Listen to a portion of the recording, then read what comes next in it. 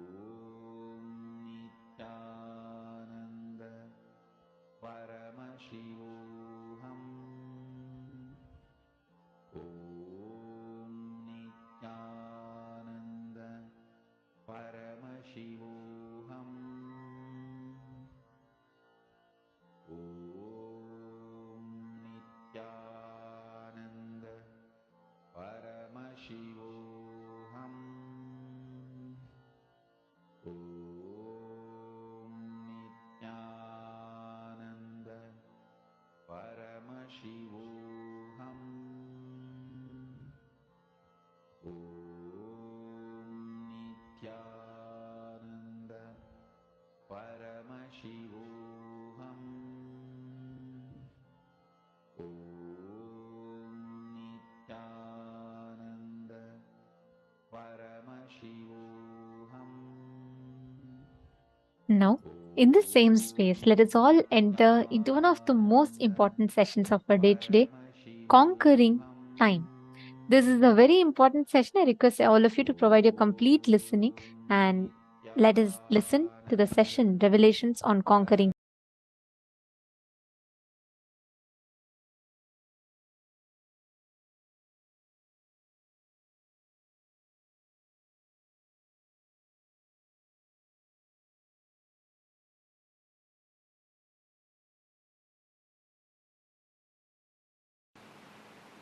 I welcome all of you with my love and respects. Conquering time.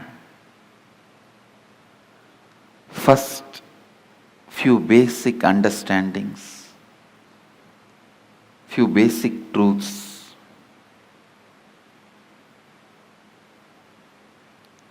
Please understand, every sacred secret, every sacred truth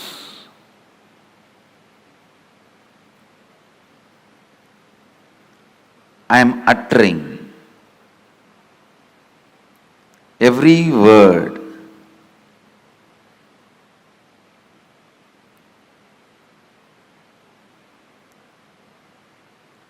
need to be internalized and internalized.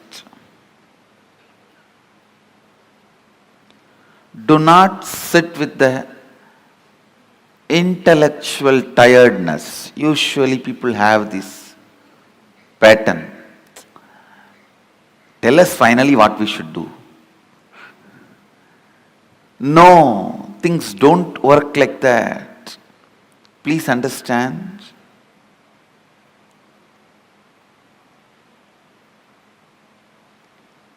Every word I am uttering matters. I'll give you a small example from my own life.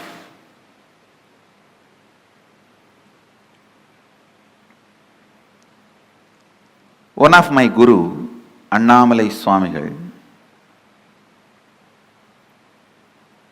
in course of conversation he told me that we are not the body, we are beyond pain and suffering.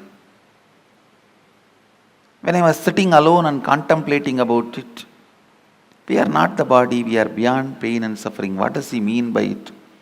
I actually experimented. I took a knife and cut my thigh to see whether we have pain or not. Of course, I had pain and I was taken to hospital and stitches were done and all that has happened. But I could not think what my guru uttered is lie. I was continuously contemplating. I had a yoga guru. He was also a Paramahamsa. One day he explained, he usually comes to the house where I was born and brought up. He will come home early morning, 4 o'clock, and drag me out of the bed and take me to the temple and teach yoga. I was a kid. Sometimes the moment I am out of bed, he will make me drink coffee so that I will not go back to bed. One day he was telling, see, before coffee how you feel, that you want to lie down and nothing other than sleep matters. Just a cup of coffee, you are ready to listen to me, and suddenly I became more important, yoga becomes more important. All the ideas that you should do yoga makes more sense. Without a cup of coffee, all the ideas you should sleep makes more sense. Just with a cup of coffee, all the ideas you should do yoga and take care of your health, build your body so you can get enlightened. All these ideas make sense.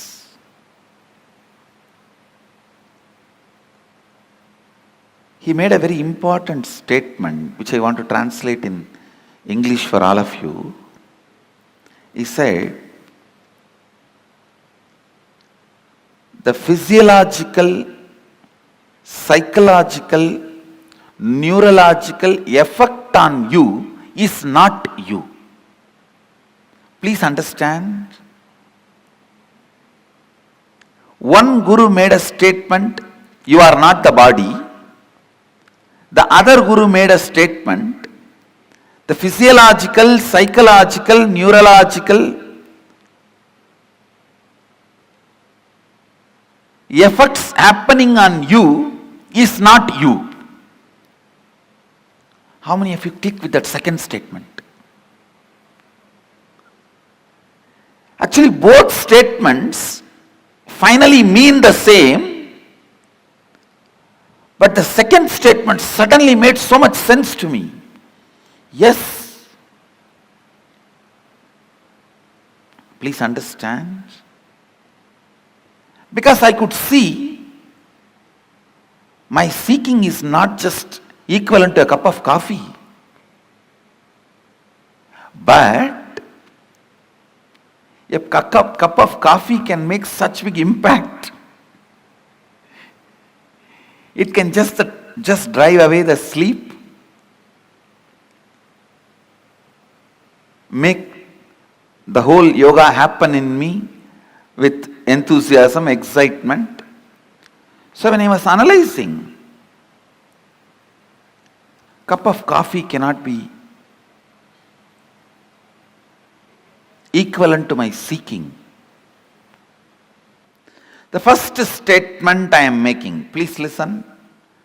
The first statement I am making, time is a matter. Second statement, it is not absolute as you think. Please understand.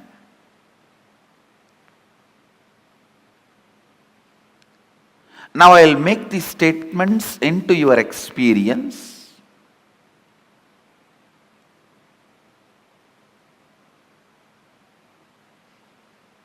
These two are the Mahavagyas now. When you perceive this world through this body, you can never doubt the authenticity of this body or the authority of this body. But when you are perceiving the dream world through the dream body, this body does not have authority over you. The first truth, time is a matter.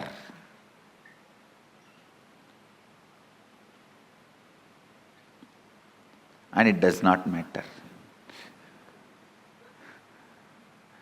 Time is a matter and it does not matter.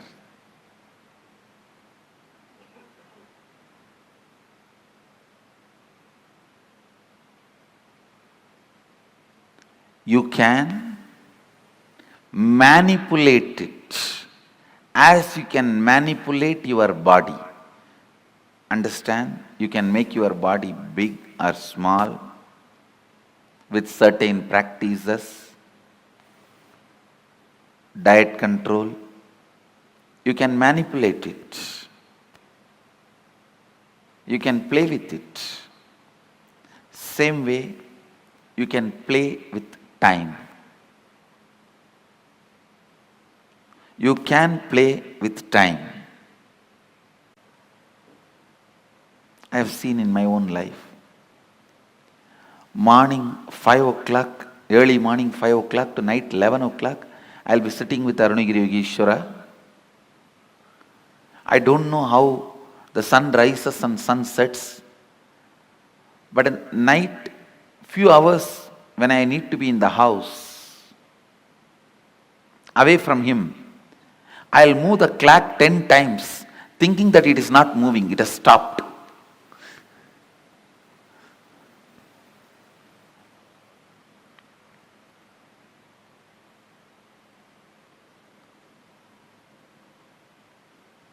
I'll feel why the nights are so long. Time is slow when you wait. Time is fast when you are late. Time is deadly when you are sad. Time is short when you are happy. Time is endless when you are in pain. Time is long when you feel bored. Every time, time is determined by your feelings and psychological conditions, not by clocks. So learn to have nice time always.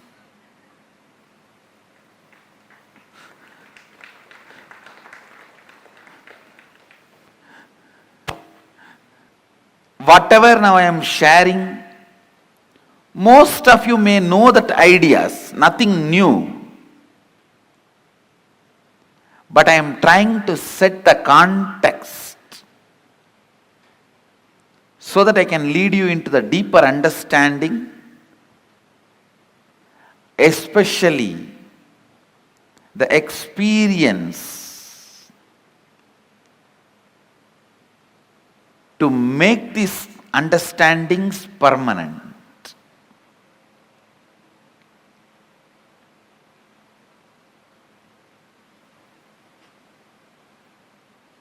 Time is a matter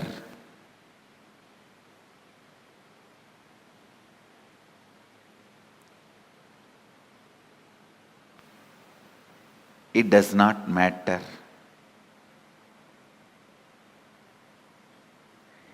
It can be manipulated as you want.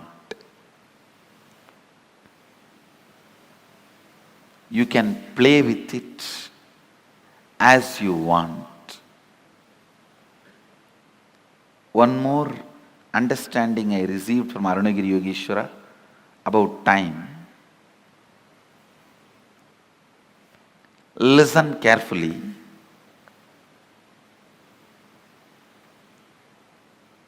The whole life is just a vast canvas. Space is the canvas.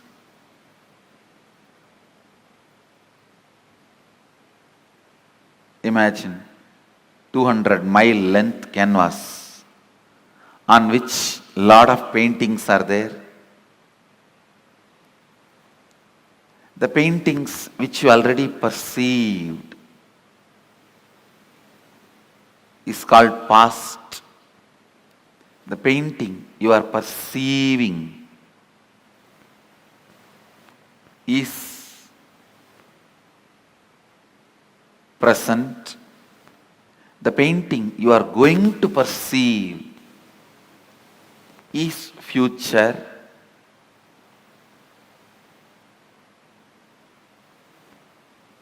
But the truth is all three exist. All three exist.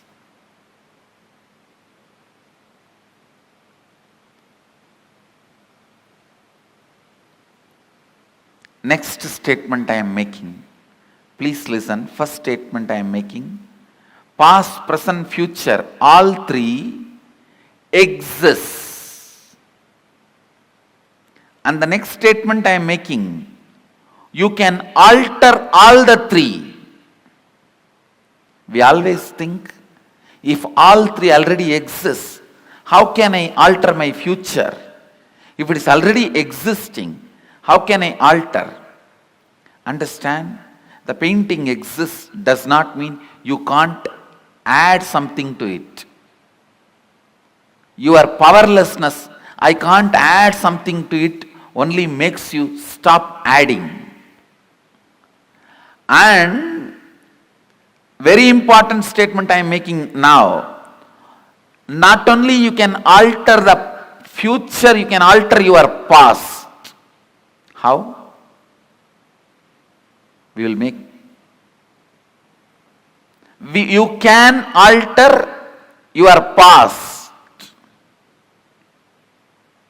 One, time is a matter, it does not matter. Second,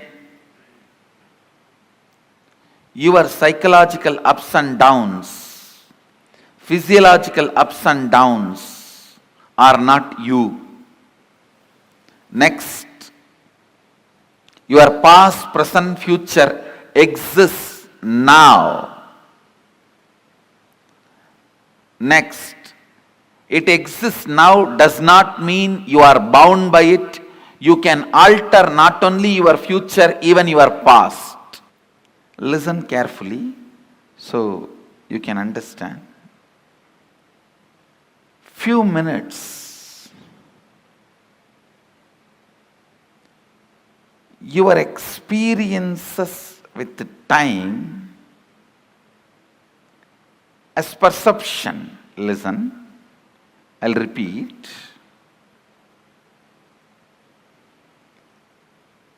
When you are restless,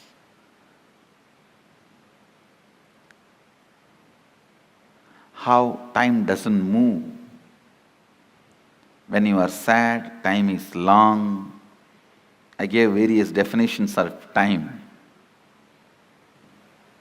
When you are happy, time flies.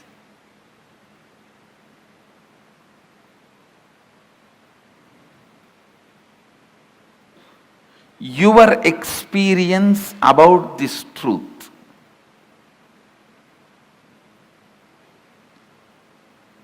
I have given many definitions about time.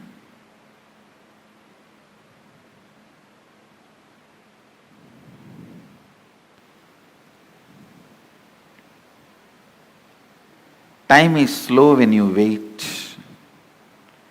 Time is fast when you are late. Time is deadly when you are sad. Time is short when you are happy. Time is endless when you are in pain. Time is long when you feel bored. About these perceptions, I don't want to give the title experience for this. Please understand. Only when you experience the reality that is called experience. Everything else is only perception. All the people who are in delusion, if they accept, agree something common, that is called fact.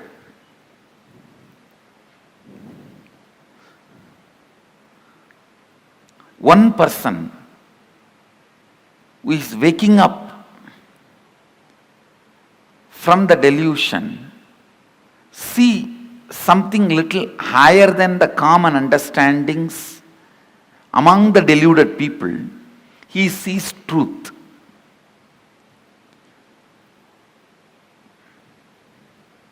When he is fully out and experiences the existence, that is reality.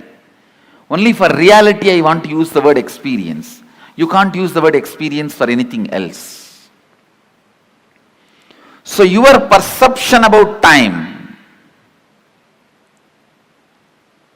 at least 2-3 incidents when you felt time is too long, 2-3 incidents when you felt time is too short, 2-3 incidents when you felt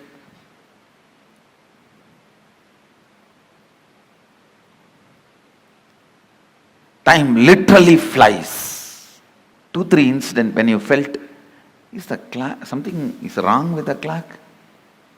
Is it repaired? Why it is not moving? Why it is not changing? Just 2, 3. In your life, try to recollect and pen down. Few minutes. So when I am explaining the next truths, you will easily be able to relate with it. That is why. See, whatever I am explaining, if you do not internalize, understand I am using the word internalize. Analyzing for the sake of internalizing is internalizing. Analyzing for the sake of discarding is atheism. Atheists analyze everything only to discard. Take few minutes, recollect, write elaborately. Don't take like notes, college notes. No. Recollect at least 2, 3 incidents for each of this concept.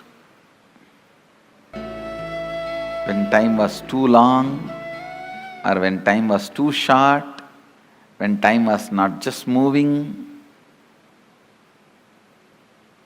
Once I remember, I spoke continuously for 14 hours without moving from the seat. One session, introduction to Shivagamas. I introduced Shivagamas in 2005.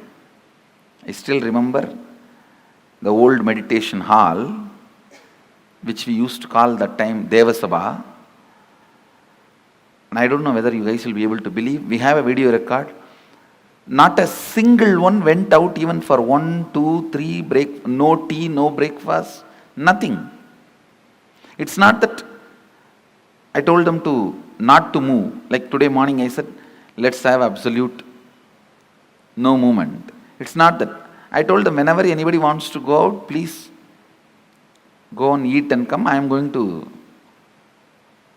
move out only after I feel I have introduced. Later on only I realized it was one session at a stretch. So sometime you would have had an experience when the time was too short. 14 hours was just maybe half an hour. That's the way it was. Time was too short. If you look in your life, there will be some period. Time was too short. If you are married, you will have a lot of examples. Just right before marriage, after marriage, that's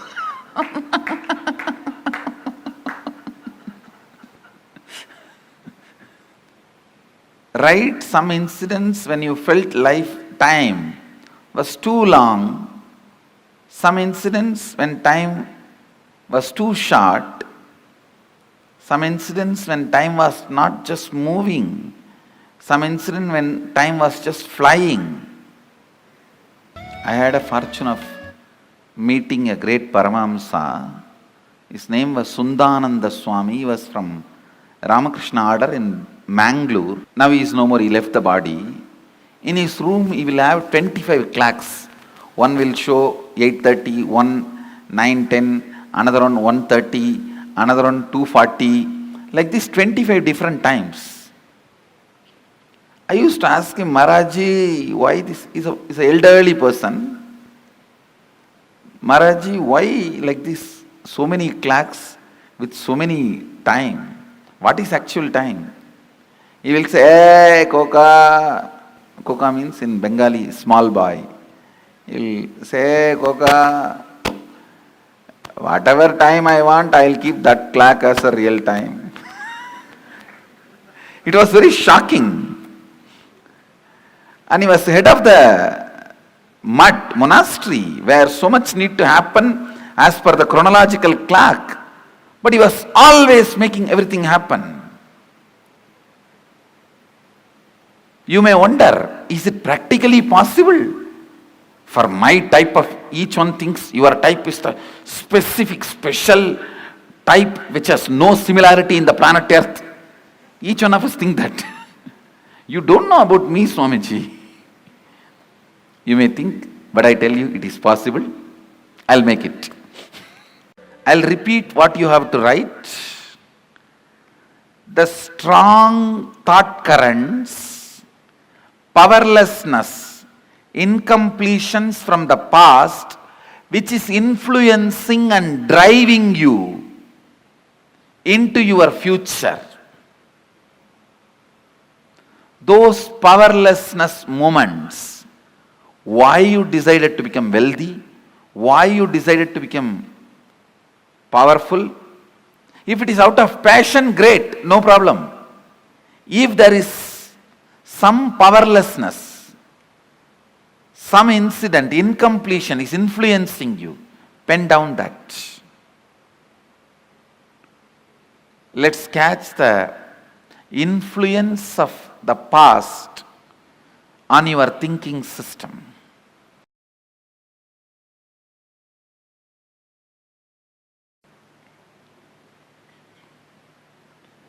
There are some people,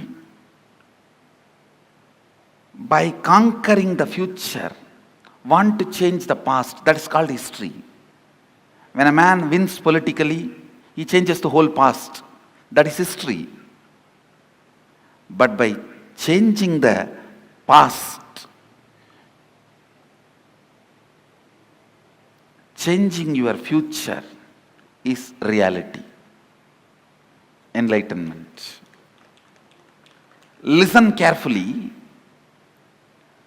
Your past is not as you perceived and recorded. That is why, please understand, it is not bad news, it's a good news. Your past is not as you perceived, recorded, stored, archived. It's a good news. That is why I am saying you can change it. Your reality, you can stop time. I am not giving you false hope.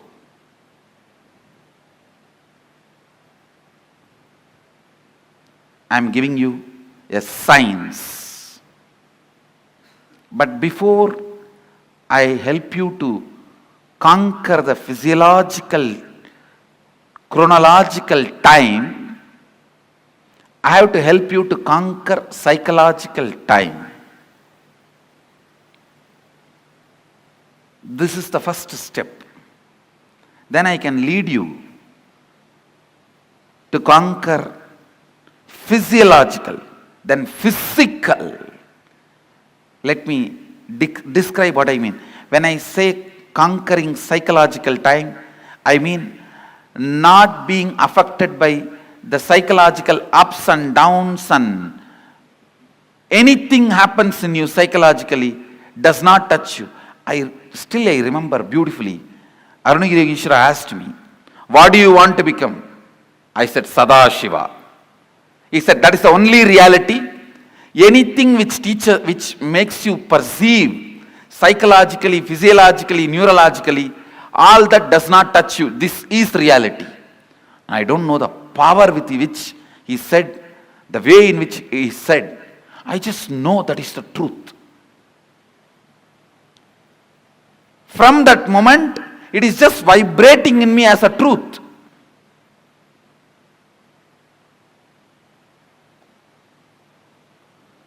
That is reality.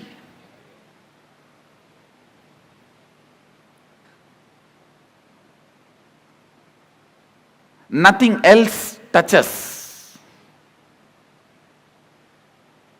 First, if you conquer psychological time, means no psychological effect can happen on your system, on you.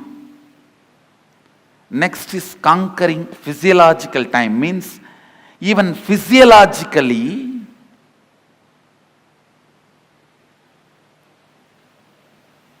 other than your decision of who you are, nothing else can have effect over your physiology. That is what I mean, conquering physiological time and conquering chronological time. Now, few minutes. The heavy powerlessness you experienced in the past, which is influencing your thinking, it can be as simple as your elder brother snatching a chocolate from you, or as difficult, as complicated as your friend snatching your girlfriend away from you. It can be anything. Past sitting heavily on you and influencing your thought current. The past thoughts, emotions, patterns, hangovers, residues sitting in the present and suffocating you, not letting you live your future, is incompletion. So the major incompletions which is influencing your thought current. Why don't you take few minutes and pen down?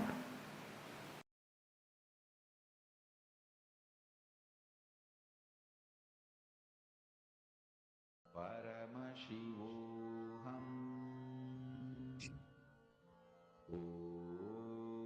This is all now pen down. This exercise, this very exercise that Swamiji has given to us. All of us are going to be doing this. Are all of us ready? We are now going to be working on this conquering of time. How Swamiji explained to us how time occurs to us and how we experience whether the movement between the past or to future, past to future, and how to make that movement to zero. Very powerfully, Swamiji explained to us. Now, let's just first go through the highlights from the session, and then we are going to be doing the exercise part. Ready? All right. First, time is a matter and it does not matter.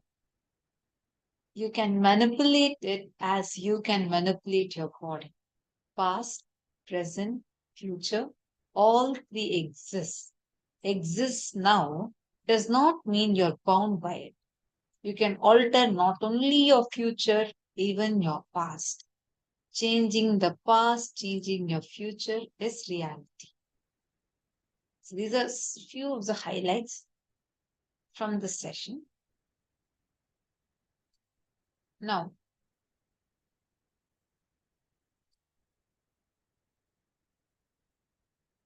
take a few minutes and recollect, write elaborately, at least 2-3 incidents of each of this concept. Sit and write down now. This is the exercise Swamiji had actually given to us in the video itself. Please write down when time was too long for you, when time was too short for you, and when time was not just moving. You're extremely bored. Please take a few minutes. Let's start it now. It will take about 2 minutes for this.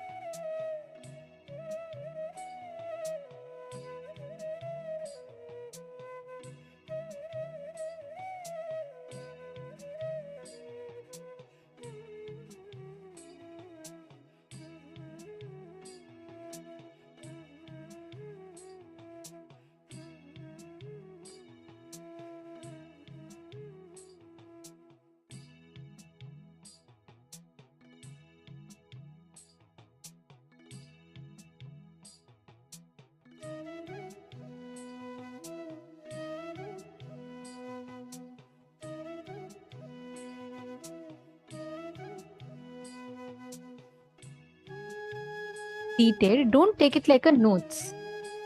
Write down the entire incident for each of these.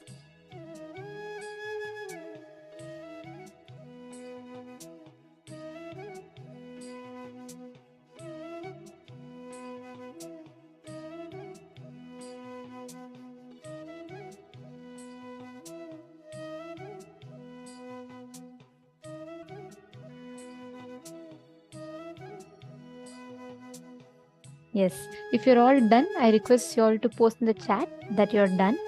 All those who have finished writing, please post in the chat that it is done. Now, Swamiji explained to us about 3 things, right? Now, let us work on conquering the psychological time.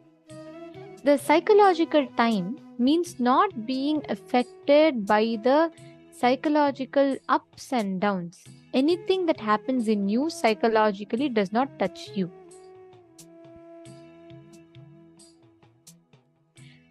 See, please understand, Swamiji revealed beautifully, right? How your inner space not being touched by the psychological, physical, physiological ups and downs that happens inside of you. So conquering the psychological time means many times when you feel depressed, time will just not move. It will be like clock is ticking, stuck, it's not moving. Right? Write down. Now, wherever you have written down previously, relive those incidents. I request every one of you to understand this truth. This is the psychological time. Wherever you keep this and wherever you are stuck with this, it will just be, you will be stuck in that place. And you not being affected by that up and down, psychological ups and downs means you're flowing with life. So just see that, and I request every one of you to pen down, whatever you have penned down, I request every one of you to relive. Look in, relive and relieve. Swamiji told in a different way. Swamiji did not tell like this. What? Swamiji said each one physiological, that 3 things Swamiji told to write down. You have to relive after that. Now what? Just reliving. That's all. Please take a screenshot and show it to her. Don't even understand her.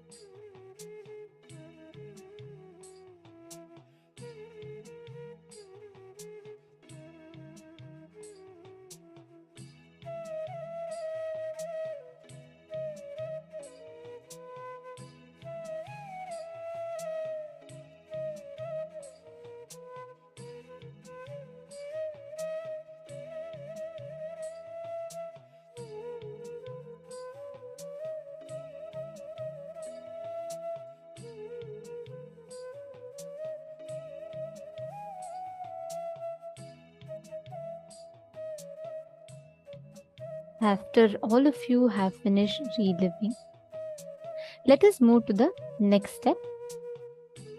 Sit and decide you're going to be in complete completion with that. Wherever you are stuck.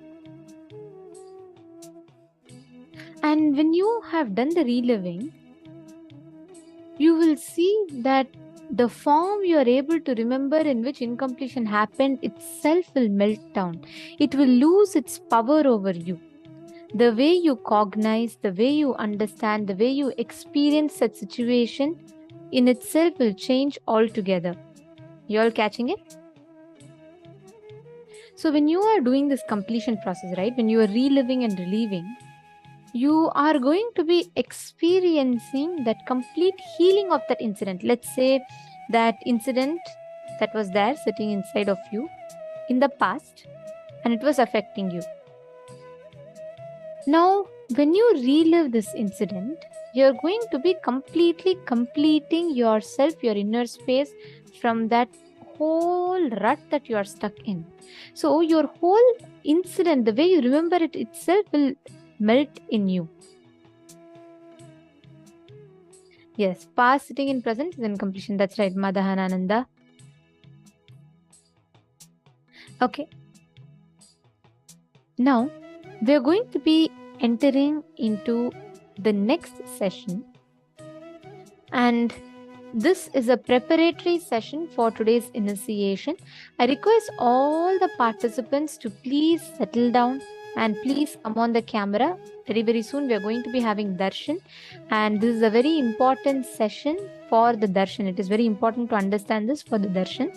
So we request all the participants to please come back, settle down. Please be seated.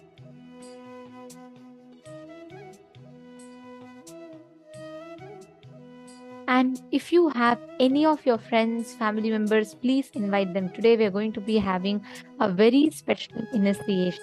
Anupaya, initiation of Shaktopaya, Shambhapaya and Anavopaya, purification of the body, purification of the mind, purification of the consciousness through initiation. It's a very, very powerful process. We request every one of you to please gather. If you have any of your friends, your family members, and you don't want them to miss it, please make sure you're informing them. We have about an hour or so left. So please inform your friends, family members to join in for the darshan. And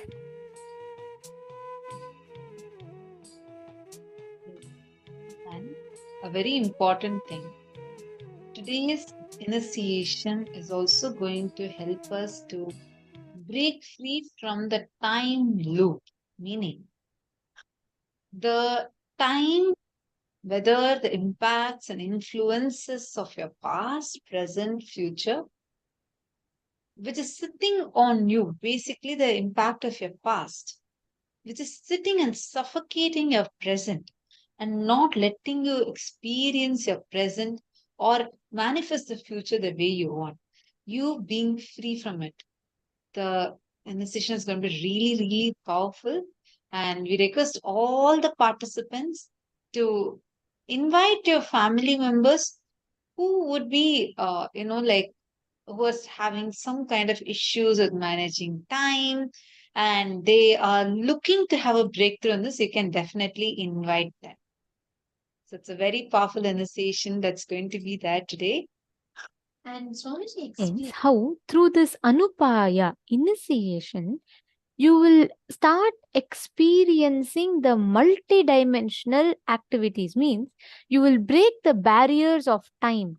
You don't have time, you're stuck in time, you're only able to do one thing at a time. You will break all of this and you will manifest that Paramashiva in you. Means you will be able to do multiple things at the same time, simultaneously, spontaneously. Yes. Now, let us all enter into a very, very important session to prepare ourselves for the initiation today. We need to know first what is time? What is the principle? What is the Kala Tattva? How does time function? What is time? What is space? How does the time function? the units of time, past, present, and future, which we use to measure?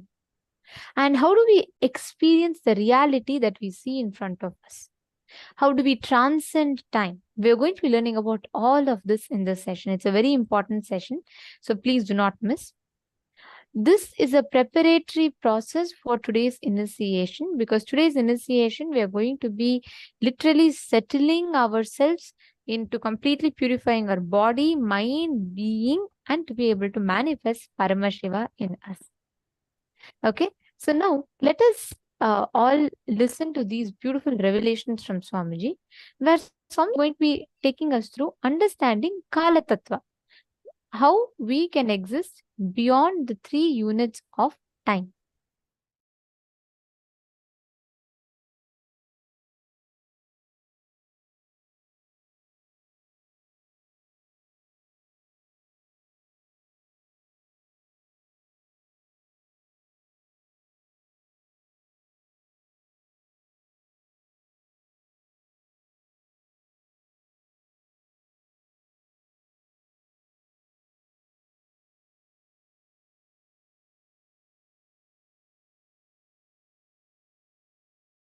Bondage is not mandatory in Shaiva tradition.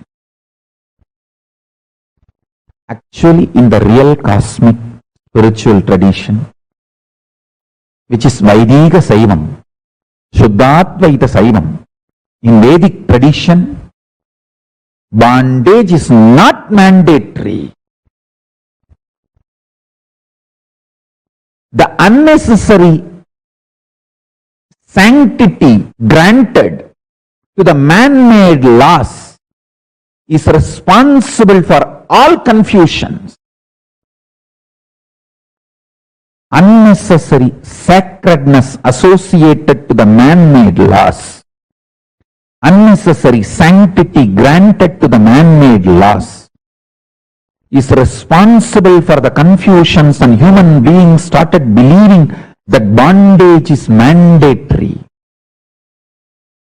Not only bondage is not mandatory, it is actually non-existence.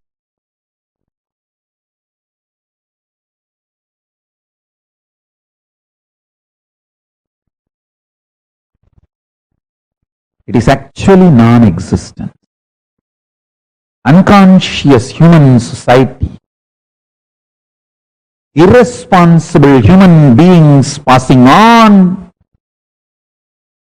the unconscious rules and regulations without reviewing them even once with the present needs and consciousness. That unconscious structure is responsible for all the bondages.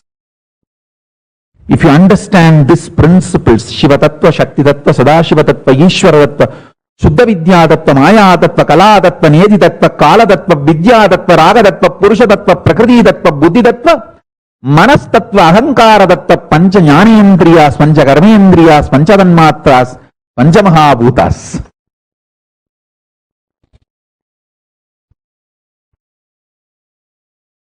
You will know bondage as a light up to you.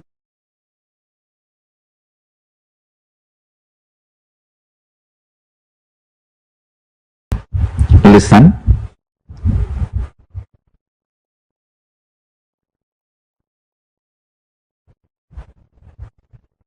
The basic principle I want to explain is,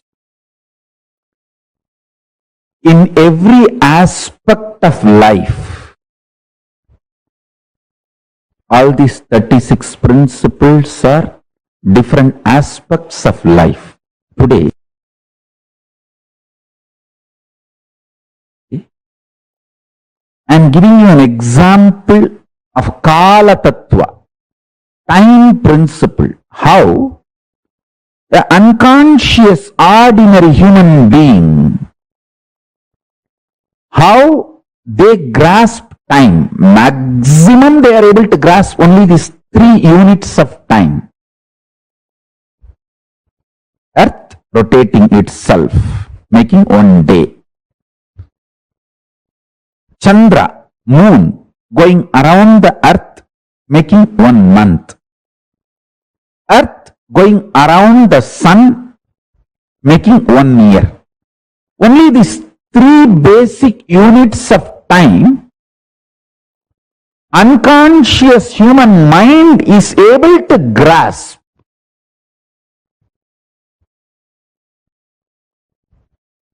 But the consciousness which could center itself in Nirvikalpa Samadhi,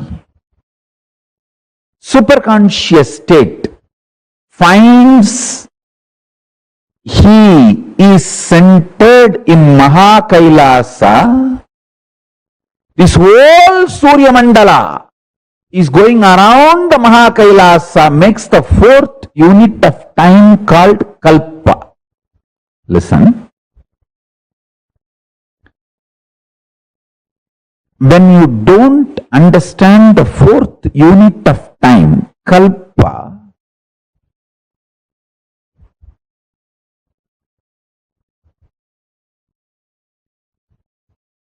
you start developing very narrow vision about time, life, about everything.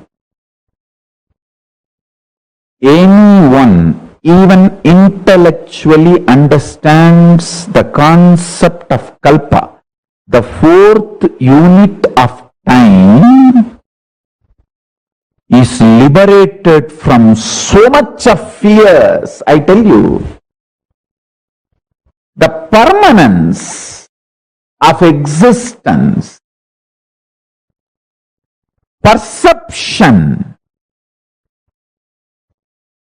about life absolutely changes the moment you understand this 4th unit of time. I'm just revealing some of the superconscious principles. I want a long Vakyartha Sadas to happen in every level.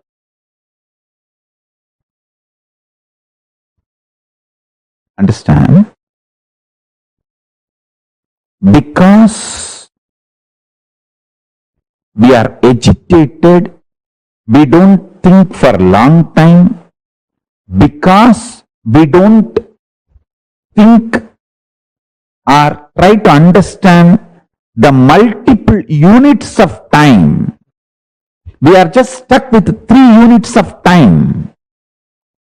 That is why all our planning, all our ability to connect with the time, all our ability to understand time stops with the units of years. Whether you calculate for 10 year or 10 million year, whole thing is just within the unit called year. Time for you to master Kayakalpa. Listen, the idea you have about time is responsible for certain chemicals to be released in your body. If you understand the 4th unit of time, a unique special chemical released inside your body, that is called Amrita. See, all the gods and demons going around the Meru Mandara, the Meru hill, the Mahakailasa, understanding the time through the Vasuki snake. Vasuki is nothing but the symbolic representation of the time snake, Kala Sarpa. When that happens, the body releases nectar. Understand? The understanding I am giving now, the vast understanding about the 4th unit of time. If you can intellectually internalize and see in your life, suddenly you will realize you have so many powerful cognitions, so many powers, so many wonderful things in life. The events of Kala Tattva later. Now understand the units of Kala Tattva and also understand how by not understanding the units of Kala Tattva, we are all collectively suffering and started believing suffering is natural. No! Suffering is neither natural nor inevitable. With the right understandings, it doesn't even exist. The visionaries are convinced suffering is inevitable, so the followers are also convinced suffering is inevitable. That is the biggest suffering. That is the real delusion. That is the real delusion.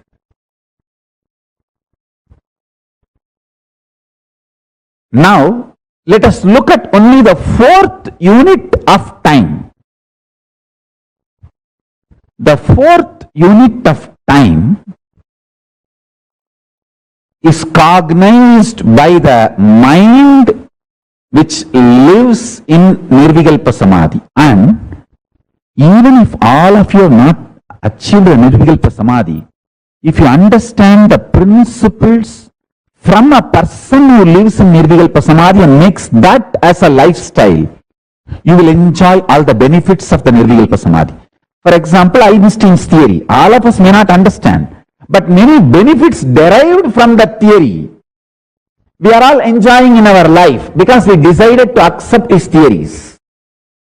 Same way, the fourth unit of time, this theory, all of you may not be able to grasp it, but if you decide to accept and enjoy, make this theory as a part of you, you will enjoy all the benefits of these truths, benefits of this theory. That is what I call living enlightenment. Till you realize personally, individually, as your own enlightenment, living it because your Guru has revealed it, making that as your vision because your Guru has revealed it, is living enlightenment.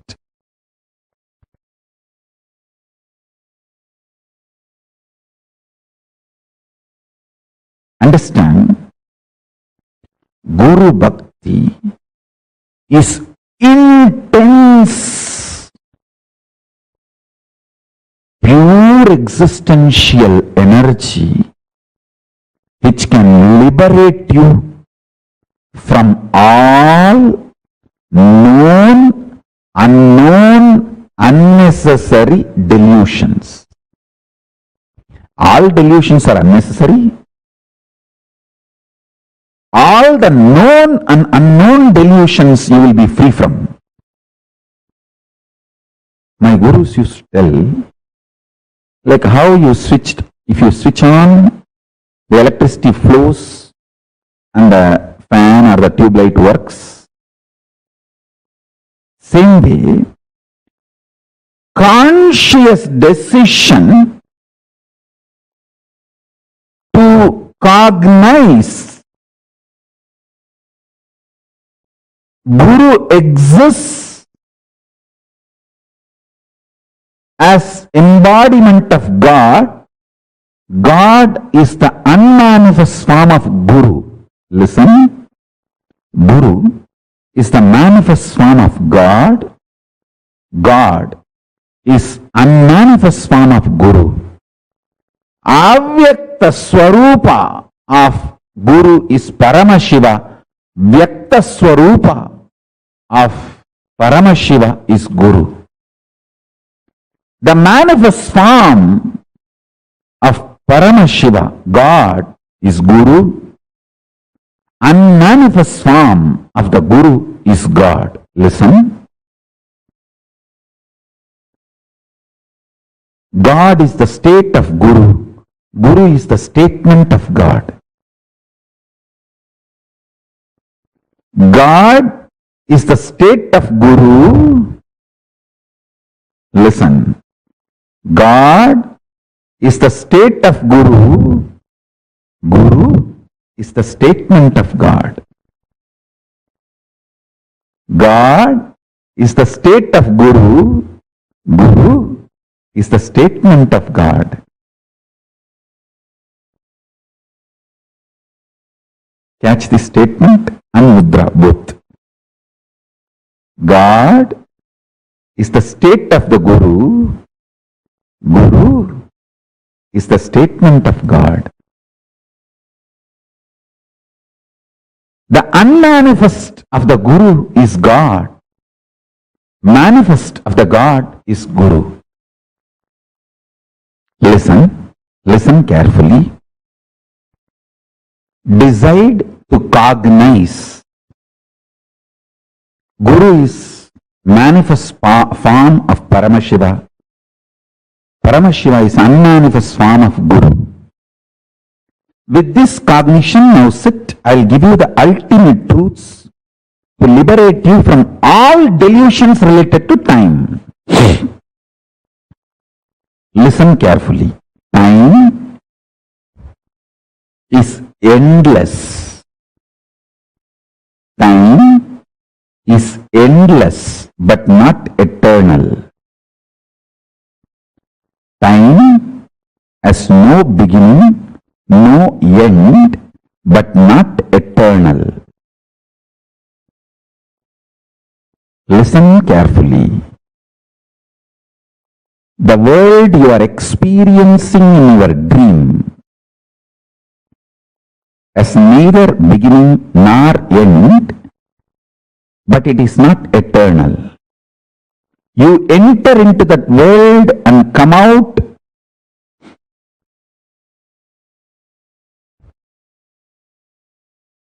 but even by existence that world is not eternal.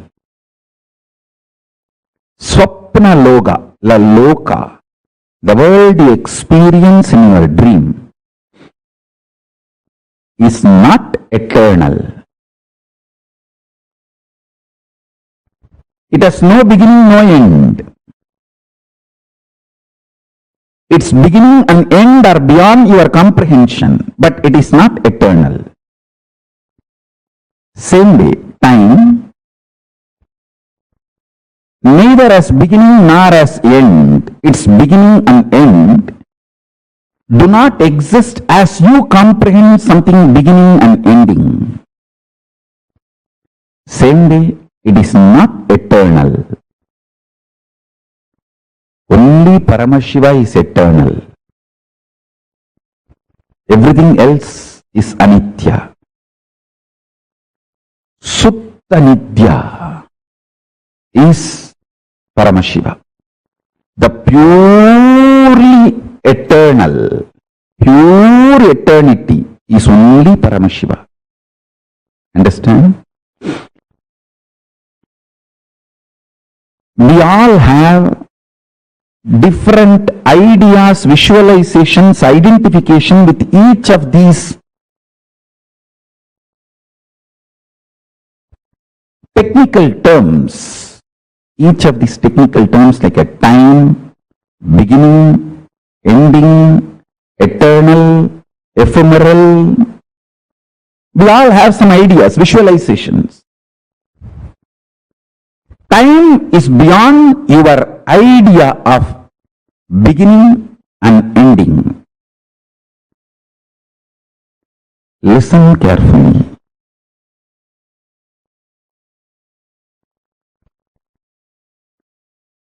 You have multiple births and deaths. Life does not end by your body not functioning. Your body stopping functioning is not end of life, if you want to end the life, raising the quality of your consciousness is the only way. Awakening to the fourth time, Turiya Kala, Turiya Loka, Turiya space is the only way to free yourself from birth and death if you want to free yourself. You can consciously play with these births and deaths. You can take the birth as you want.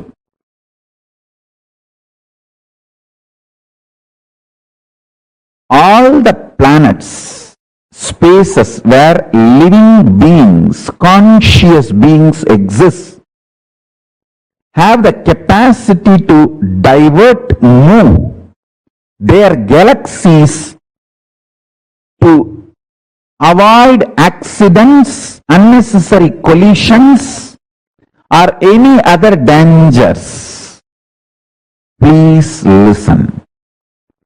Conscious beings are capable of changing the direction, are capable of driving their whole galaxy. One single conscious being is capable of driving their galaxy smoothly, changing the directions, flows consciously to avoid unnecessary collisions or events.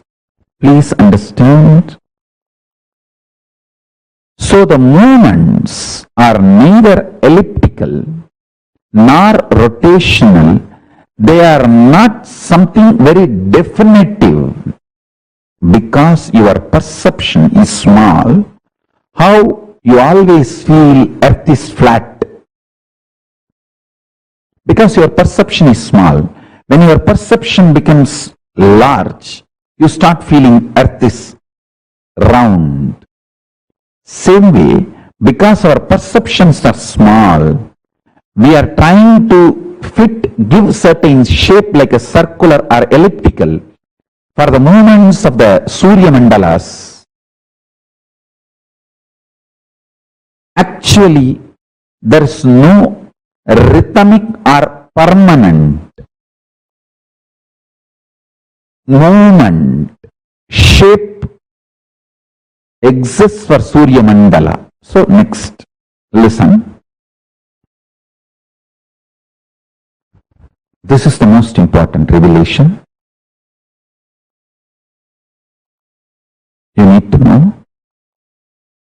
One conscious being can avoid any accidents possible in Milky Way among the planets. He can avoid any collision just by his existence. He can drive the planets. Please understand, I am talking sensibly.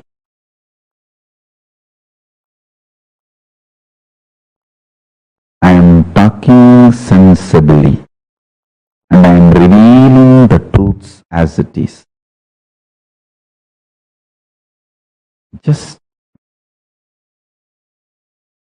listen to what I am saying 2-3 more times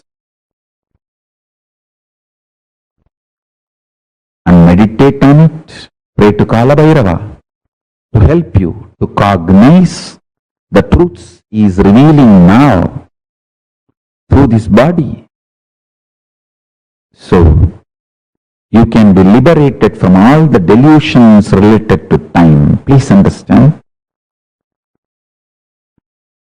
Just only switching on is required to operate the gadgets in your home. Same way, just deciding you are a conscious being, and consciousness is the most superior form of existing than any matter, any principle, is enough for you to manifest the powers to move the planets and play with time and grahas. Please understand, destruction and rejuvenation is one and the same. If you feel you are not a conscious being, if you cognize you are just a matter, destruction is going to be the form of Shiva you will experience. If you know you are a consciousness like Paramashiva, you are just reflection of Paramashiva, extension of Paramashiva. The moment you cognize this, rejuvenation will be the face of Paramashiva you will be experiencing and enjoying. Understand? With whom you fall in love, you are going to live with that person. If you cognize you are just matter, you are going to fall in love with matter and materialistic pleasures. Some are going to be having that same quality of life. If you fall in love with Paramashiva, if you cognize you are extension of Paramashiva, if you decide consciously you are an extension of Paramashiva, you are going to experience the rejuvenation phase of Paramashiva. Whether matter, see, please listen, matter has to experience destruction as end. Consciousness has to experience only rejuvenation as its end, or life, or death. Life or death is a rejuvenation for consciousness. Life or death is just death, the end for matter, destruction for matter. Let me repeat, destruction is end for the matter, rejuvenation is the end for consciousness.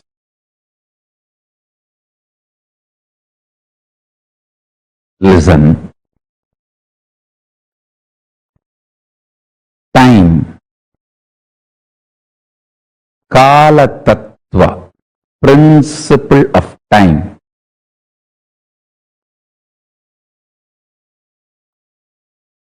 Once internalized, you just become Kalatita. Understand? Your body is a complete, listen to this word, complete mechanism to convert any powerful cognition into power. Let me repeat, your body, which is alive, if you are listening to my satsang and you are able to cognize, you are alive. Your body, which is alive, is a complete mechanism. The mechanism is perfect and complete and capable of converting any powerful cognition into powers. Listen. Now listen intensely.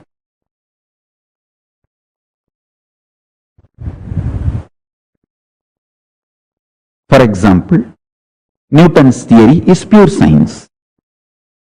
Einstein's theory is pure science. But making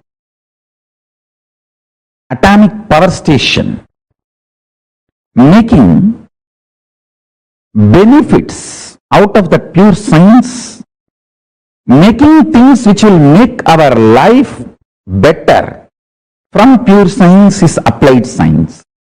Same way, in the enlightenment science, cosmic science, pure science is Vedas, applied science is Agamas. The pure cosmic principles are Vedas, making them as day-to-day practice lifestyle, making your life better. Through the pure science is the applied science, making your life better using the pure cosmic science Vedas into applied cosmic science is Agamas. Listen, in the cosmic science, science of enlightenment, Vedas are pure science, Agamas are applied science. The next important revelation, listen to this carefully. Your body is a complete, perfect, already a complete mechanism which does not need anything extra now. The mechanism is perfect mechanism for receiving any powerful cognition and converting them into powers. For example, if you understand you are beyond time, even intellectually, if you cognize your body is capable of manifesting all the powers to stop and play with time. Listen. Whenever I am proposing something which is beyond your logic, have little sympathy for yourself, not for me. I have achieved what I am talking. I am talking from my experience. If you are little sympathetic towards my words, you will achieve. Understand? If you are a pious fraud, oh, all these are true, but not for me. I don't think I am capable. I am all the time so dirty-minded. Okay, relax. Somebody is straight away denying me and my great revelations are fraud. Somebody is denying through their self-doubt, self-hatred, self-denial is pious fraud. That's all. If you deny me straight, you are naturally fraud because you are going to lose this great science in your life. If you deny me technically, saying, oh, what Swamiji is saying is right, but I have so much of problems, self-doubt, self-hatred, self-denial, how can I do? These are all not for me. This is all for somebody else. Then you are pious fraud. I tell you, fraud or pious fraud, you are a loser. Don't be fraud or pious fraud. This great cosmic science is too simple, too easy to practice. Swalpamapyasya dharmasya trayate mahato bhayat. Even by practicing little, so many fears, difficulties, complications will disappear. Please understand.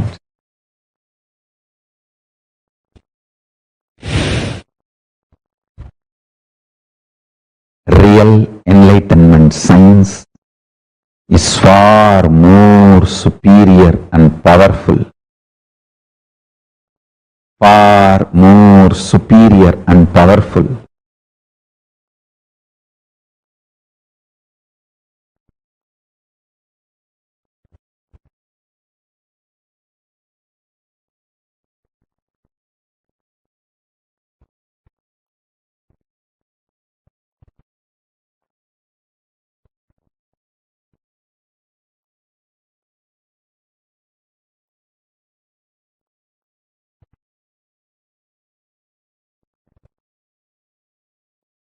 I wanted to add this one powerful cognition in you. The powerful cognitions have power even to break your self-doubt, self-denial, self-hatred.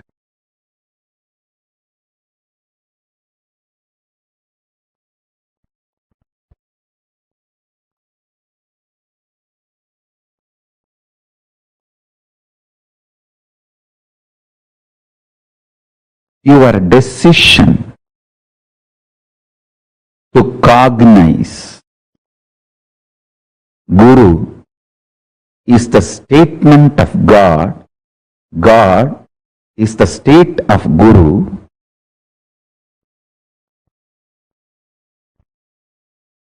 Completes, clears almost all difficulties and complications you will face in your day-to-day life.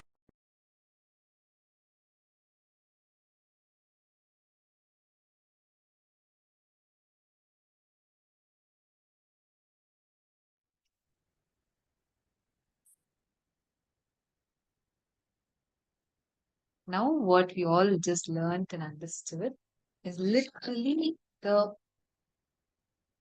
whole fundamental unit of time, Kala, is what all of us have just now learned about. And we all also understood very powerfully, Swamiji even explained to us, saying how just understanding this will liberate you, make you go beyond Kala, making you Kalati. Can I request all the participants to take a few minutes now and summarize so far what you have understood? See, first we learned about a time-space continuum. Then we learned about how to conquer time. And now we learned about the Kala Tattva. What does Kala mean? So I request all the participants who are sitting with us, take a few minutes and share with us what did you understand so far? What did you understand as Kala Tattva? Here, Swamiji so beautifully explained about so many different aspects of Kala, 3 units of time: past, present, and future. So, can I request all of you to please share what did you understand and what did you click with in this session? And can I request all the participants to please come and start settling down? It's very nice to see so many of you sitting and listening, but I also see many participants are not in the camera yet. Can I please request all the participants to settle down? Please sit down. Please be seated. Tatta Padvalaya, Luca Brandoaya, Kong Kong Zoo, Hardik Bandareddyaya, Richard Thomas, Raghunathanaya, Mahabalaya. Can I please request all the participants to come in the camera, please? We're going to be entering into the darshan very, very soon. So let's all make sure that every one of us are getting ready. Please be seated in front of the camera. Many of you have posted many interesting definitions and your understanding is really nice to see. The way each of you are grasping, first we request all of you to please come in front of the camera and settle down.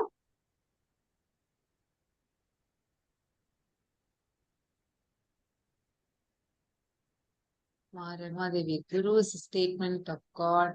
God is a state of Guru. Beautiful. What else did you understand? What are the other clips that you had in the session? Ma Cecily, Ma Dahanananda, Ma Hongzu, Shunni Liu. Can all of you post? What did you understand from the session now?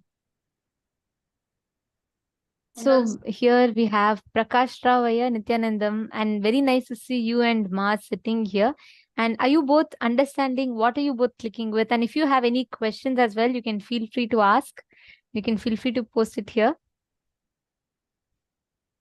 And it's very nice to see so many of you sitting. I know for many of you, it's your middle of the night and your daytime, through your day to the night. So many of you sit through the sessions and learn. And this is really beautiful. It shows you're so sincere about, committed to you experiencing Paramashivoham, you being in Swamiji's presence and you receiving the initiation. But let's take it one step further.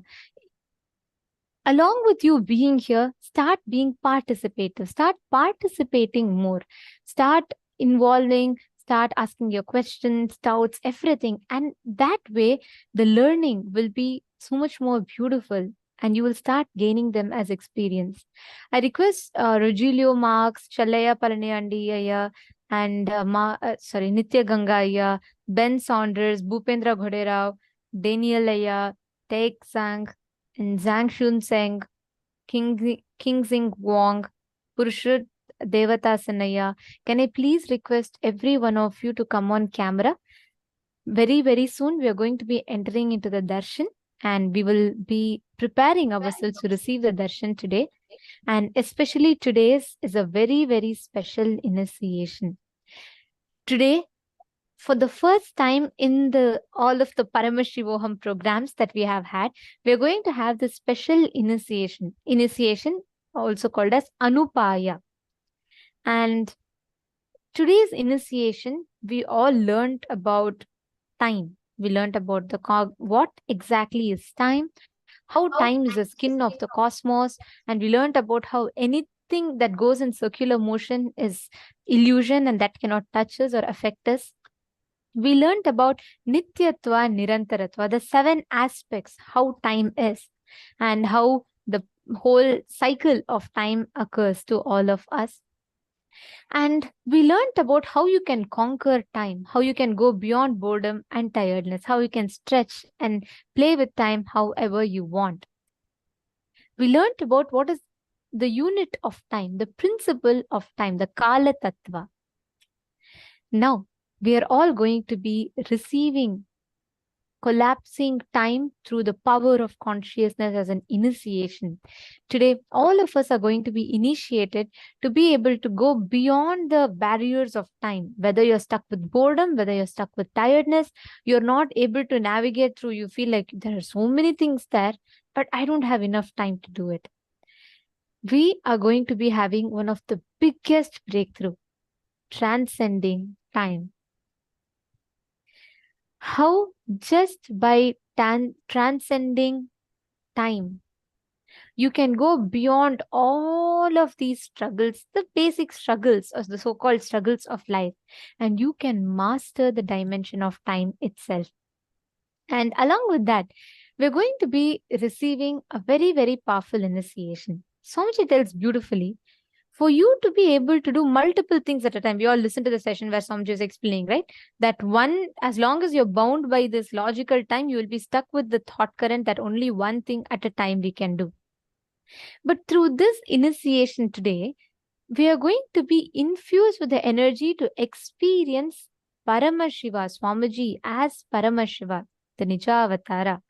And through that, seeing our own higher reflection, and through that weakening our purifying our body, mind, consciousness, transcending all the binding bondages of time. We are going to be experiencing the East methodology for enlightenment. And through that Swamiji will initiate us Navopaya, Shtopaya, Ambavopaya. Anupaya is basically cleansing of the body through initiation. Shtopaya is cleansing of the mind. Ambavopaya, cleansing of the very conscious, tuned in the very consciousness. Anupaya, Swamiji is going to be to Anupaya initiation. So going to be awakening all cleansing our body, mind, and consciousness, purifying it for us to radiate Paramashiva as Swami's powerful is in us. So shall we all get ready for the initiation?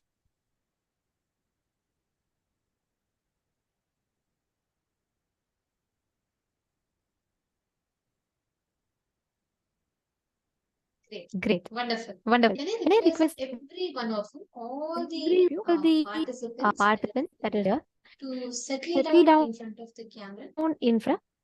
See, during the darshan, it is very important that you are seated in front of the camera, and please make sure you're having your full legal name or your spiritual name. Of course, if you receive your spiritual name, you can put your spiritual name as well. And make sure there's no virtual backgrounds. Make sure that there's nothing, you're just completely visible in the camera. There's enough light.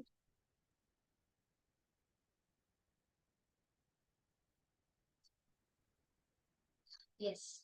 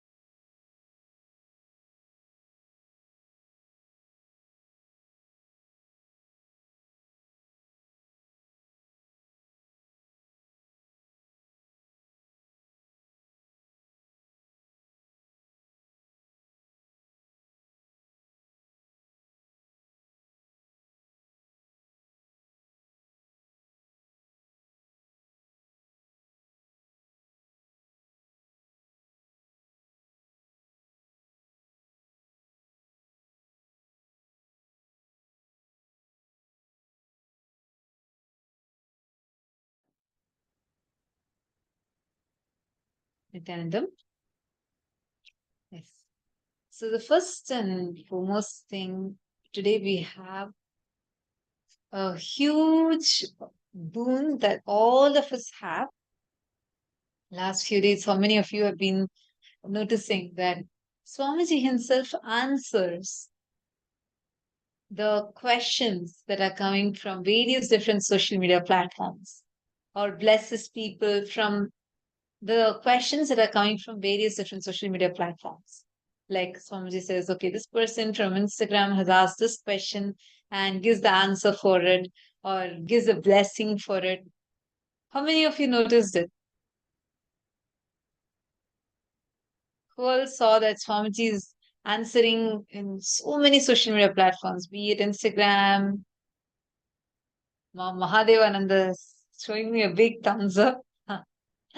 Actually, this opportunity is open to everyone.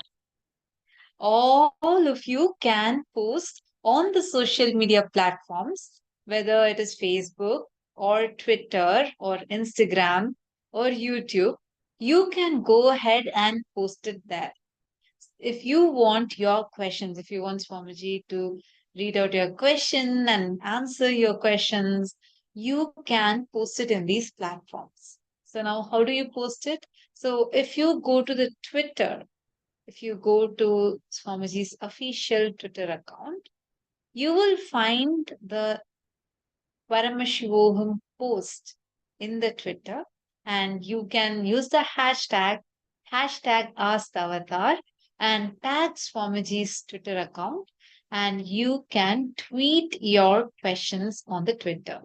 Same thing with Instagram. In Instagram, you can post it as a comment under the post for today's program.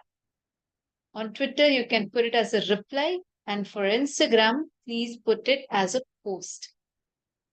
Under the main official channels post, you can put your question, and you can be the blessed one to whose questions Swamiji is going to give a big revelation, answer your question, or shower you with boons. And I mean, how compassionate, right? Swamiji is opening himself up in so many levels, being so available to us, so accessible to us, and giving us all, just going on showering, showering, and showering. So take a few minutes and you can quickly open any of these social media platforms and identify the posts.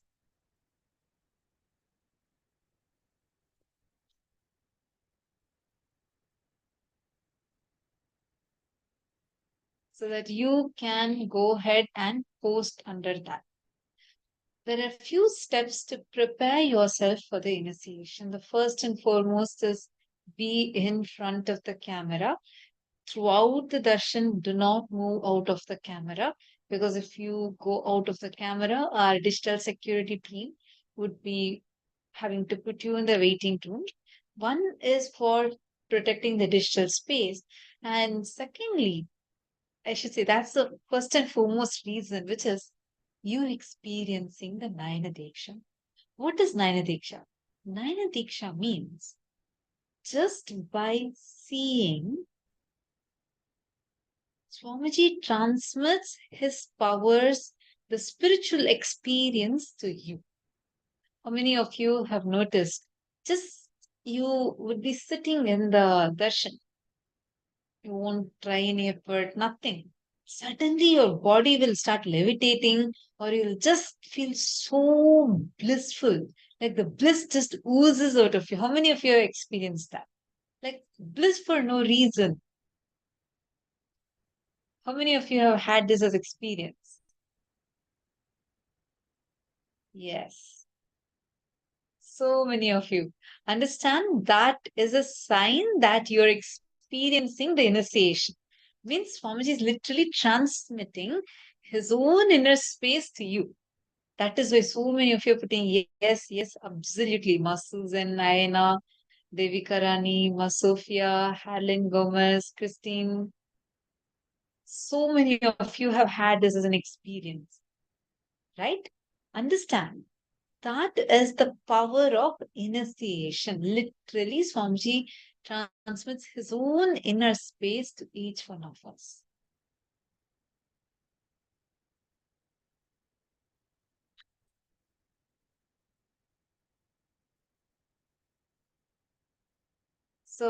So let's all get ready. Please, can you all quickly settle down in front of the camera? Understand in the darshan that we are going to be having today, the darshan of Bhagavan Veerabhadra Murti. Okay, Mahansa is asking, where and how to send the questions to Swamiji on Facebook? You can go to the live Facebook live feed in Kailasa's SPH Nithyananda Paramashivam Facebook page. And once the darshan starts, you can post your questions in the comment section. And Mahongzu, share the social media live feed with all your timelines and pages too. And invite your friends also so they can also watch the darshan along with you. I see you've been very sincerely sitting and participating in last few seasons I've been noticing. So definitely take a few minutes to share your experience with others. I request all the participants now, come on, let's all take a few minutes and share you all can go to the YouTube channel, Swamiji's official YouTube channel, and take this live feed that you are seeing and share this with all your friends. Take a quick few minutes and let's do that now. I request every one of you to do that, and especially today with the so many powerful truths that we learned, like the time loop, and we understood about how the time is a skin of the cosmos, and especially about that circular motion. Swamiji is explaining how anything moving in circular motion, and that can never touch you. That's an illusion. And Swamiji explained about how we are only a reflection of Paramashiva, that Paramatma, and we are not touched by anything that is any ripples or anything that's created in the pond that we are reflecting. So, like this, there are so many phenomenal truths that Swamiji revealed today. And many of you had questions. Many of you are like, oh God, I would like to know deeper in this. And even yesterday, you all had shared about how this number universe was like a breakthrough revelation. Today, Swamiji himself has opened up this beautiful opportunity for us. Any one of you can ask questions. So when we say questions, it is not just blessings and boons. It is not just, you want to manifest something. We also get this wonderful opportunity. I know Q&A sessions with Swamiji is something that all of us enjoy. It is one of our most favorite and one of the most coveted sessions, because when we sit in Q&A, Swamiji always tells, I don't answer the question, I answer the questioner. And every time Swamiji gives unique revelations, such profound revelations for even the most simplest of questions we may ask. So don't think, oh, my question, is it okay, good enough? Ask any questions that you have with these phenomenal truths that Swamiji has revealed to Swamiji himself. And don't lose this chance. You all can go ahead, head to your respective social media platforms. This is X, formerly Twitter. And here you all can head to this platform and you can tweet your questions here.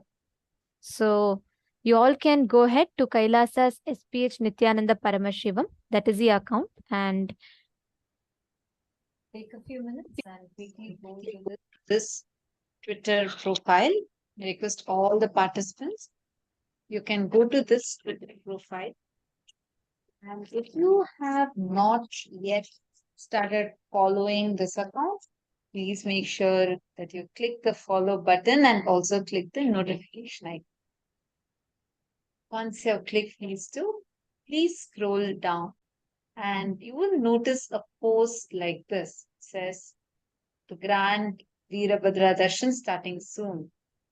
And for this post, you can go and hit the reply button here. And you can post your reply by using the hashtag ask the avatar, and post your question here. Type the question that you have. We request everyone of you to Please please follow along so it's easier for you. If any of you, we invite all the Sarvagnya Pita Yajaman, Sarvagnya Pita Kartas, every one of you to take a part in this, because I know most of you here, we all would have enjoyed these question and answer sessions that we have with Swamiji during all Inner Awakening programs and even Paramashivam programs previously. And now Swamiji has opened up this opportunity for all of us, and let us jump into it. Any questions that you have pertaining to the revelations that we've been learning in Paramashivoham, you can go ahead and ask those questions. Not just what we've been learning in Paramashivoham, even any concepts, aliens, and all the different concepts that you might have the questions about, you can take this opportunity. So please head to these respective social media platforms. This is for X, but even if you want to ask on Facebook, for Facebook, you will again be going to Kailasa's SPH Nithyananda Paramashivam Facebook page, and you will be commenting under the live stream directly. So you can post your questions directly under the live stream. And all the participants immediately head to these platforms and make sure you start asking your questions. You can ask any questions. Come on, in this right now, there's so many concepts just surrounds time travel exists. Can we actually do time travel? What is the meaning of being stuck in time loop? Whatever questions you have that you want to ask Swamiji and get the revelations from Swamiji, go ahead and you can post your questions. Post these questions on Twitter, on Facebook, and on Instagram.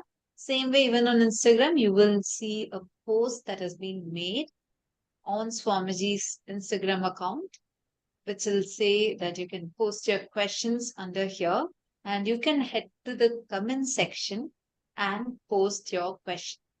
So take a few minutes. And if you're still not following Swamiji on Facebook or Twitter or Instagram, make sure you click the follow button immediately and don't forget the bell icon. Take a few minutes. I see so much of excitement. So many of you are smiling so widely. Okay, wonderful. Ma Ayana, you're asking if you can also ask on Zoom. So in Zoom, you can post any boons or prayers that you have. For questions specifically, please ask it on the social media platforms. We highly recommend you to post your questions on the social media platforms. And no, let us all get ready to receive the darshan. Today, we're all going to be receiving the darshan of the most beautiful forms of Bhagavan Veerabhadramurti, Adaksha Yajnahara Murti, Aghorastra Murti, Jalandhara Vadamurti, Kamadahana Murti, and Kankala Murti.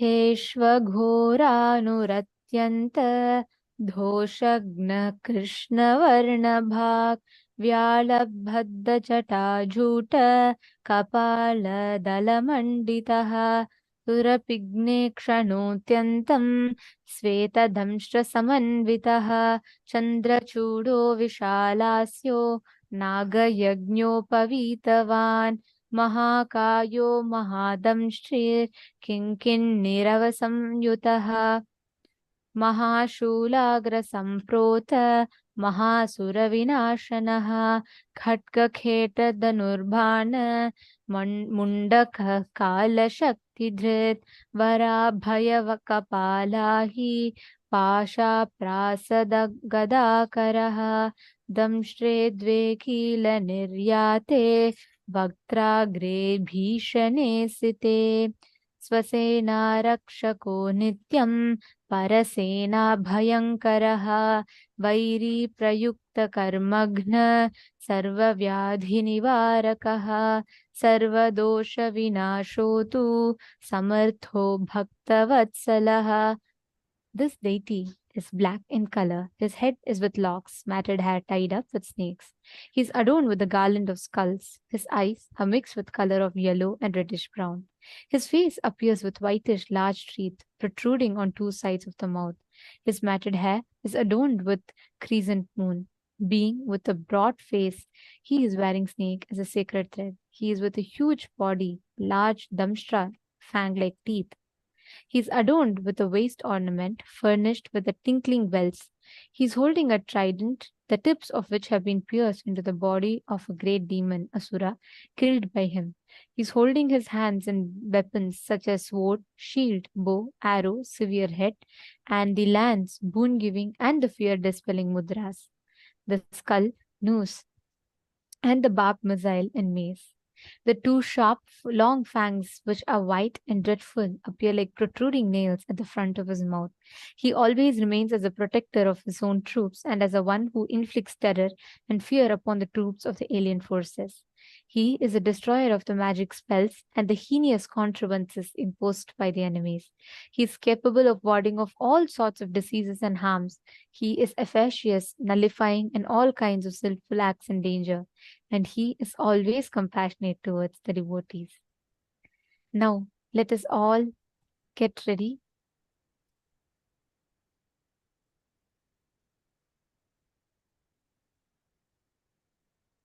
to receive the initiation.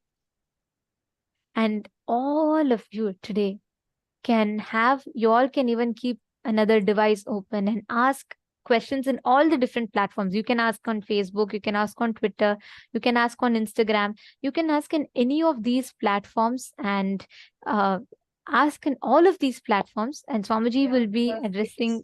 Swamiji can answer your questions from whichever platform. So do not miss out your opportunity on anything. Make sure you ask on all the platforms possible, and we have the opportunities open for you right now, whether it is on Facebook or on Instagram or on Twitter. So go head to the three platforms right away, and you can go to the topmost post that says that you can ask your question. And right under that, you can post your comments. And be sure to use the hashtag Ask the Avatar. And Ma Hilde is asking where to post on Facebook or under the live stream. You can go ahead and comment, Ma. Just right under the live stream. So you can make the comment during the live, and Swamiji comes, you all can make the post. And just go to the live stream and you can make the comment there. Yes, all the Sarvajñapita Yajamans and the Sarvajñapita Kartas also, we invite all of you to take a few minutes. You all also can ask your questions, and it's always fun, and I'm so eagerly awaiting to listen to the revelations from Swamiji today. So let us all take a few minutes and head to Facebook, X, and also on Instagram. You can ask the questions on all of these platforms. Now, let us all get ready for the darshan. During the darshan, if you would like to post any prayers, you can go to the Zoom itself and you can post your boons, prayers, blessing requests, anything that you have, questions that you have, you can post it on social media. Here is for Facebook. So please head to Kailasa's SPH Nithyananda Paramashivam, the official Facebook page, and then you can head to the live stream on Facebook. So don't forget to follow and please head to the live stream. Yes.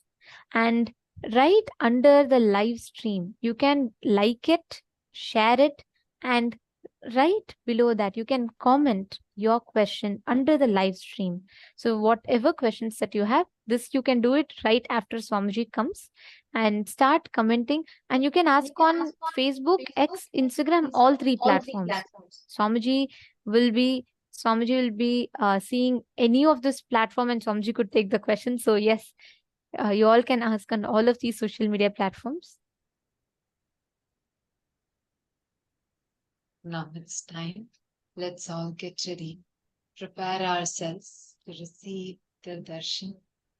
Please sit with your head, neck, and spine in a straight line. Close your eyes. Come to a deep, restful awareness. Breathe in and breathe out deeply and slowly.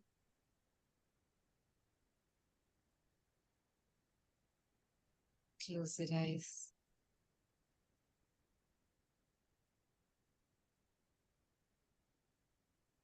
Unclutch from everything. Prepare your inner space to receive the darshan. Start chanting the Mahavakya. Om Nithyananda Paramashivoham. Om Nithyananda Paramashivoham.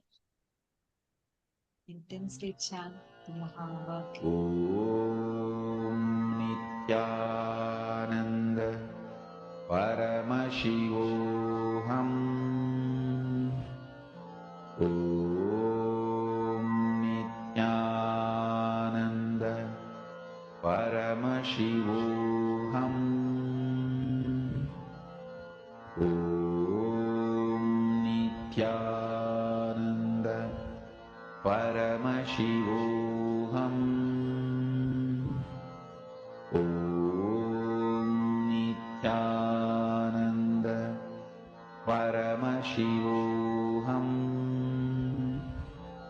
Om Nithyananda Paramashivoham.